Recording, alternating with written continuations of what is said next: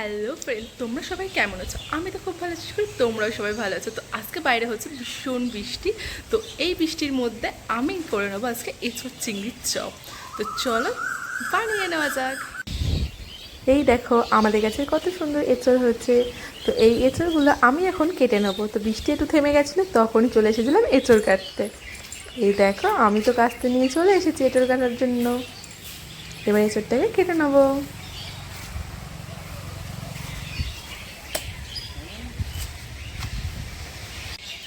এবার এঁচোড়টাকে ভালোভাবে বটিতে ছাড়িয়ে নেবো। তার জন্য আমি হাতে একটু সর্ষের তেল মেখে নিচ্ছি, যাতে আমার হাতে আঠা না লেগে যায় আর বটিতেও আঠা না লেগে যায়। তার জন্য, কারণ এঁচোড় কাটার সময় প্রচণ্ড আঠা বের হয়।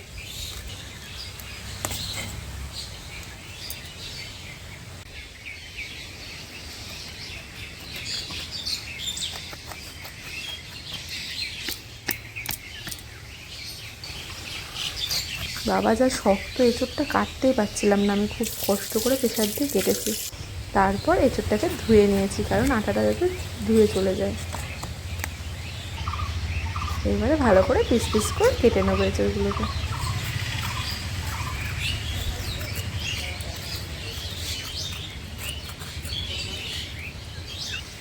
তোমরা যদি কেউ বাড়িতে এরকম এঁচোড় চিংড়ির চপ বানিয়ে থেকে থাকো, তাহলে অবশ্যই কমেন্ট করে জানিও। আর যদি কেউ বাড়িতে না বানাও, তাহলে অবশ্যই বানাও, কারণ এটা খেতে কিন্তু দুর্দান্ত হয়। আমি তো প্রথমবার বানিয়েছিলাম, সবাই খেয়ে ভীষণই ভালো বলেছে।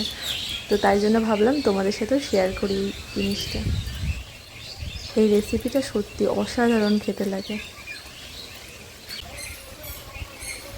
এই দেখো আমি একটু আলু আর এঁচোড় একসাথে সেদ্ধ করে নেবো বলে আলুটাও ছাড়িয়ে নিয়েছি ওর সাথে। দেখো বাইরে কিন্তু ভীষণ হাওয়া হচ্ছিল তখনও।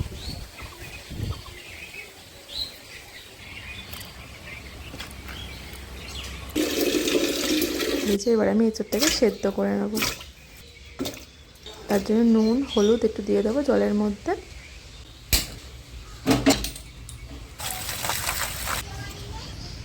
এই যে এখানে আমি এবার চিংড়ি মাছগুলোকে ভালো করে বেছে নিচ্ছি। এই তো নিয়ে নিয়েছি, মানে নারকেল গাছের যে পাতা হয় সেই পাতার কাঠি নিয়ে নিয়েছি, কারণ আমার বাড়িতে কাঠি ছিল না, তো আমি এই কাঠিগুলো ইউজ করি। এই দেখো চিংড়ি মাছগুলো এবার কাঠি দিয়ে ফুটিয়ে নিয়েছি সব। ভালো করে চিংড়ি মাছগুলো কাঠি দিয়ে গেঁথে নিয়ে এবার নুন হলুদ মাখিয়ে নিয়ে ভেজে ফেলবো চিংড়ি মাছগুলোকে।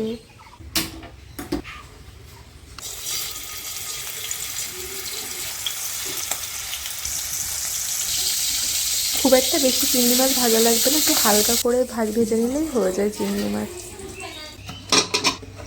এদিকে আমার সেদ্ধ হয়ে গেছে এঁচোড়গুলো, তো সেগুলোকে আমি জল ঝরিয়ে নিচ্ছি।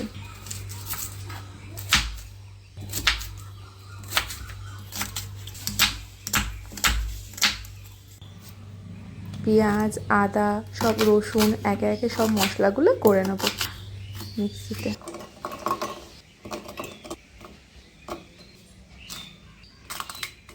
দুটো শুকনো লঙ্কা দিয়ে দিয়েছি, ঝাল বেশি চপে ভালো লাগে না, বেশি ঝাল হয়ে গেলে আবার খাওয়া যাবে না।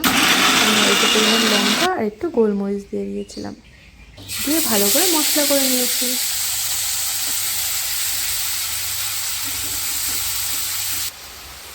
মশলাটা ভালো করে কষানো হয়ে গেলে তো নুন হলুদ দিয়ে দেবো।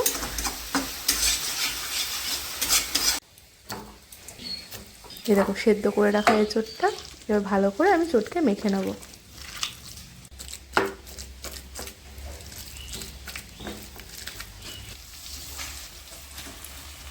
এবার মশলার সাথে ওটাকে ভালো করে কষে নেব।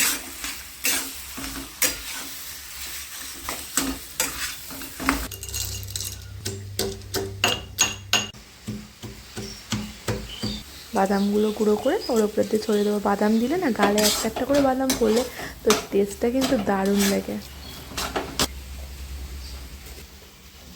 একটু বেসন আর চালের গুঁড়ি দিয়ে দিয়েছি, দিয়ে নাড়িয়ে নেবো যাতে জিনিসটা একটু টাইট হয়ে যায়। বেসন দিলে আর চালের গুঁড়ি দিলে মচমচে হবে আর টাইট হয়ে যাবে। একটু সামান্য চিনি দিয়ে দিলাম, আর ভেজে রাখা জিরে ধনে এই গুঁড়ো মশলাটা দিয়ে দিয়েছি। এবার আমি ব্রেড ক্রাম্ব বানিয়ে নেবো, তাই ব্রেডগুলো ভেজে নিচ্ছি।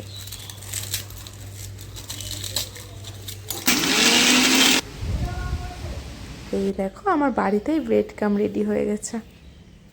এবার আমি চপের শেপ দিয়ে নেব।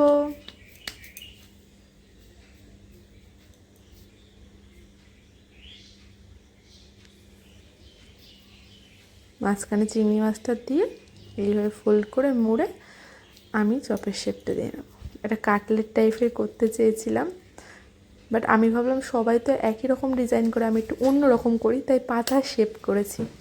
তো তোমাদের যদি ভালো লেগে থাকে এই পাতা শেপটা তো অবশ্যই কমেন্ট করে জানিও। কিন্তু একটু ডিমের মধ্যে গোলমরিচের গুঁড়ো আর অল্প নুন দিয়ে ডিমটা ফাটিয়ে নেব।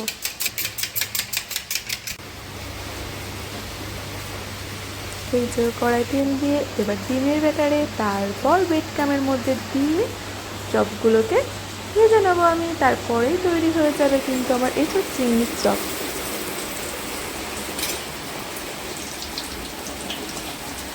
দেখো কত সুন্দর হয়েছে, কত সুন্দর ফুলছে দেখো। দেখো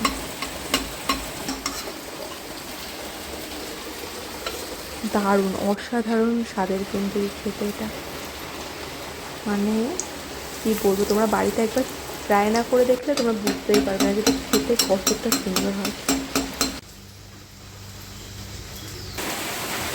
এই দেখো আবার বৃষ্টি চলে এসেছে বাইরে।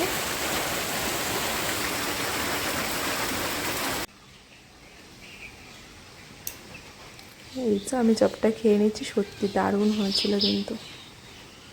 তোমরা তো দেখতেই পাচ্ছ ভেতরটা কত সুন্দর হয়েছে।